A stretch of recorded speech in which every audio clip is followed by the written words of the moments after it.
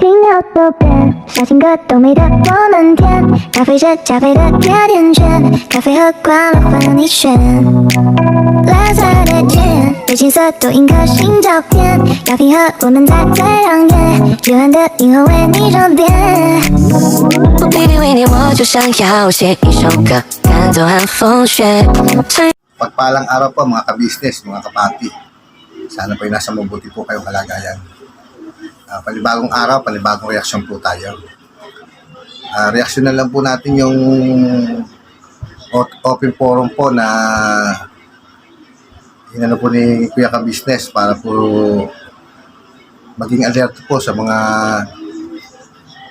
yung sa GC, saka po doon sa mga pag-share po ng mga video kung sino man po o kaya sila alin man sa mga membro po ng Ka-Business family.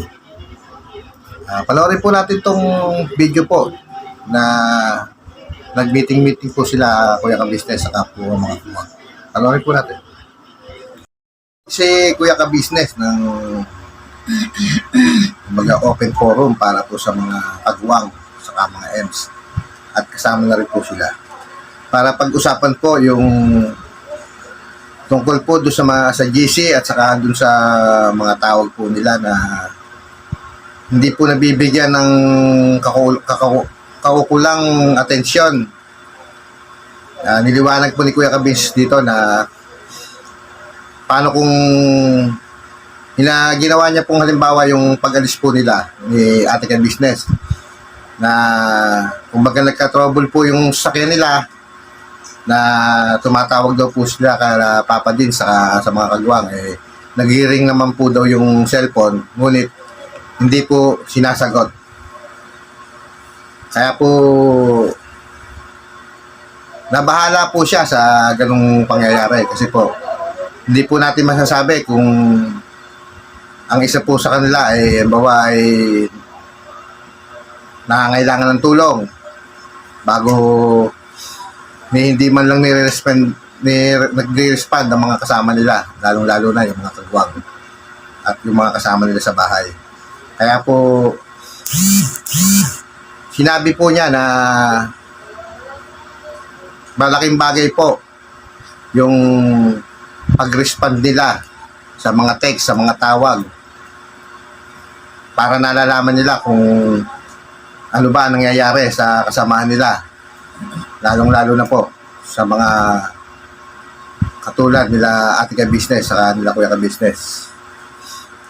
At hindi lang sila Ate Ka-Business at Kuya Ka-Business, pati na rin po ang isa sa mga kagwang kung okay ba to o ano, dapat lagi iniwanag po niya dito, lagi po dapat nakamonitor ang bawat isa para naman po sa seguridad na rin po na hindi naman po natin masasabi na o mababantayan ang ating mga sarili kung kailan tayo kailangan ng tulong. At siningit din po ni Kuya Ka-Business dito yung kumbaga yung sa GC, yung GC po ng mga reactor saka po mga yung Ka-Business family, sama-sama na po yun doon.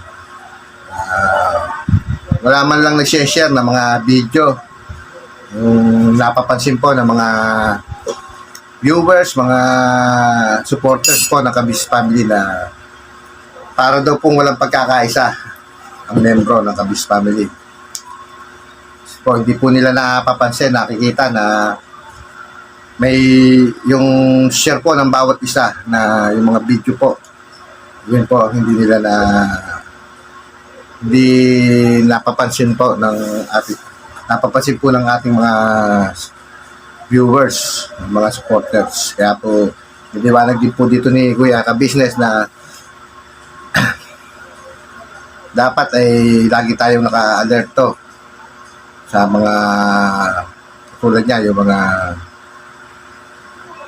binababa sa GC, yung mga pinag-uusapan sa GC, isang tan smart lang at kaya yung heart.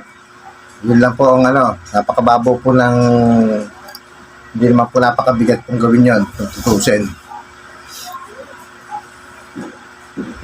Di ba po? Kaya po siya nagpatawag ng open forum para po maliwanagan ang mga kagwang at yung mga nasa Kabisnes family,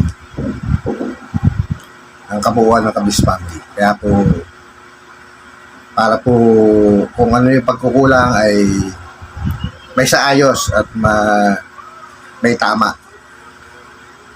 Agree po ako sa mga sinabi po ng ating Kuya Kabisnes dahil tumpak na tumpak po at talaga po namang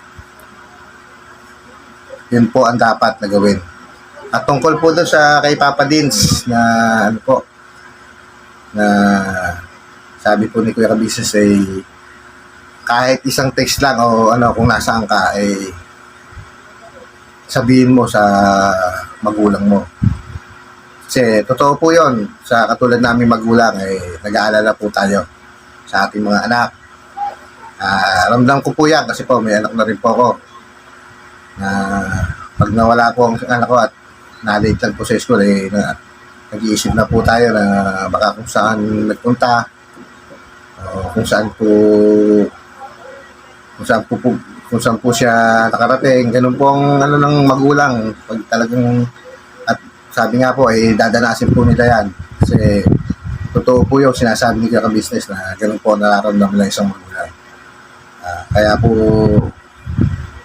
saludo po ako sa ating Kuya Kabisnes dahil po sa galing niya sa mga ganyang pagpapayo na tama po ang lahat po sinabi niya. Siguro po hanggang dito na lang po yung aking simpleng reaksyon sa patawag po ng ating Kuya Kabisnes sa open forum na ginawa po niya. Salamat po sa mga subscriber, sa mga silent viewers. Salamat po kala Kuya Kabisnes, kala Ate Kabisnes, sa mga Ems, sa mga kagwang, kay Papa Dins, sa mga kasama kong reactor. Po, hanggang dito na lang po ang aking vlog. Maraming salamat po.